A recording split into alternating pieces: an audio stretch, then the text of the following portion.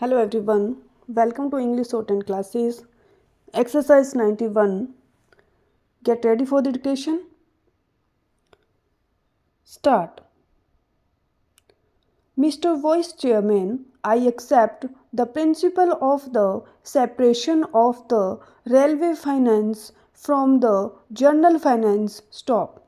I also accept the desirability of this arrangement. Stop.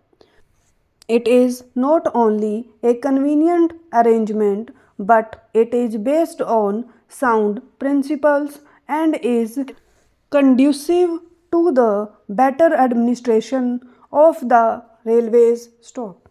I also agree that the contribution of the railways to the general revenues should be in the shape of fixed dividends, but I cannot agree that the dividend should be fixed at 4%, and that is the crux of the whole report. Stop. As a matter of fact, the committee was instituted only to go into that matter whether the dividend payable at the present time, that is 4%, was reasonable or not, and whether this arrangement should continue. Stop.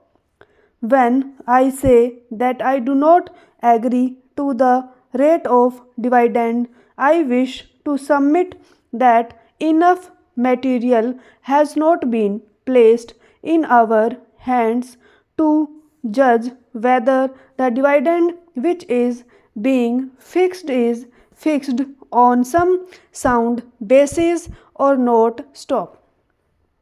The committee has not examined certain vital matters concerning the administration of the railways, and what I find is that the whole arrangement is very superficial. Stop.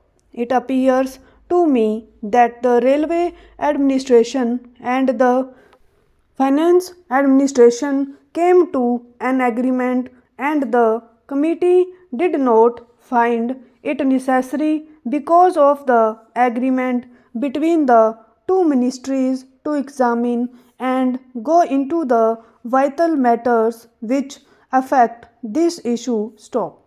It is not clear how this dividend, if fixed at 4%, is going to react on the working of the railways, and particularly on the future development of the railways, and also on the present structure of the ferries and freights. Stop.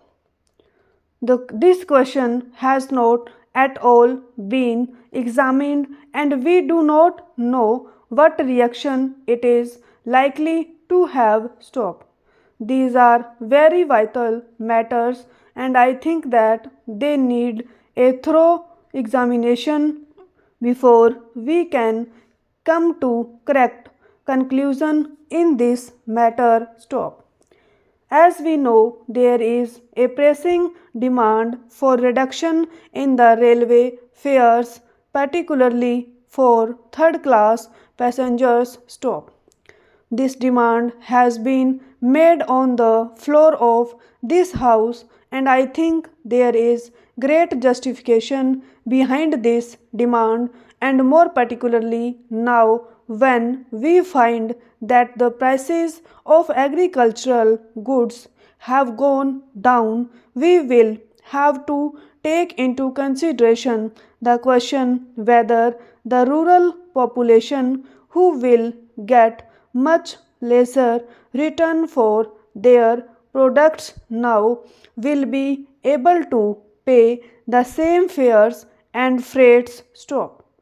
I also wish to draw your attention to the fact that the Federation of Indian Chambers of Commerce and submitted a memorandum to the Honorable the Railway Minister asking him for an examination and revision of the freight structure. Stop.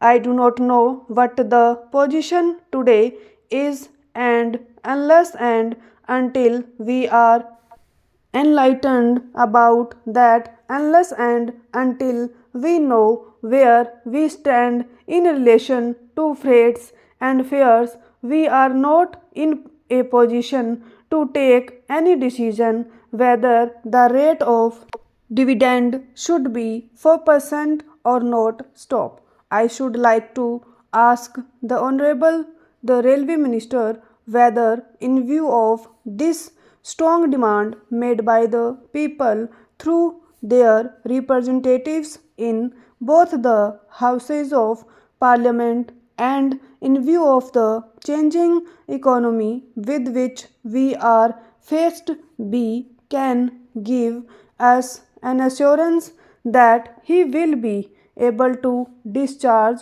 his obligations and responsibilities and commitments, that he will be able to pay a dividend of 4%, and yet he will be able to reduce the freight and fare rates. Stop. That is the basic thing. Stop. Another important factor which has to be taken into consideration is the development schemes. Stop. I wish to submit that there is no new approach in this matter. Stop. I find that we are going about in this matter in the same frigid manner, and the aspirations of the people have not at all been taken into consideration. Stop. The Honorable Railway Minister will remember that during the budget speeches made on the floor of this House as well as in the other House, there have been incessant demands for the development of the railways. Stop.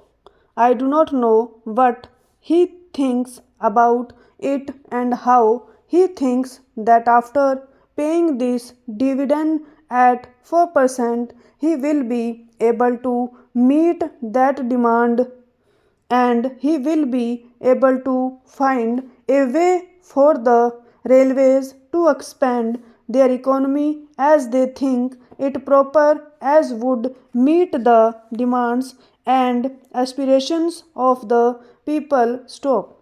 In this connection, I wish to invite your particular attention to the facts. Stop.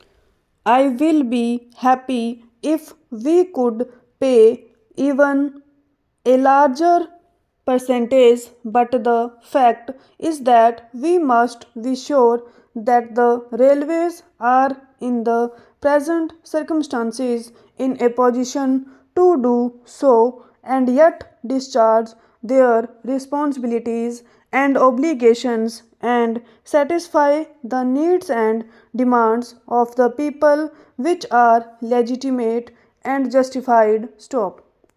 Now, when we fix the dividend at 4%, what happens is that we also fix that of those projects which are to be considered as remunerative at 5%, because the railways want a margin of 1%. Stop.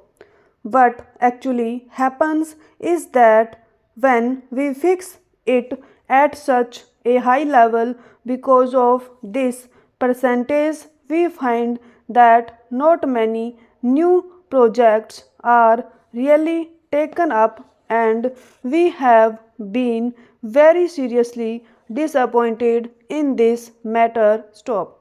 I therefore think that in the present circumstances, the railways cannot afford to pay a dividend of 4%. Stop.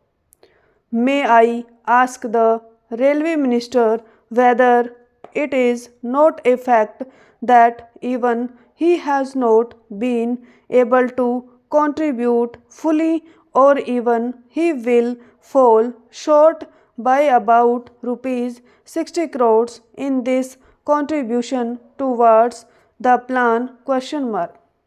Out of the rupees 400 crores that the railways have to contribute, I find from his speech that they are faced with a net shortfall of about rupees 62 crores. Stop.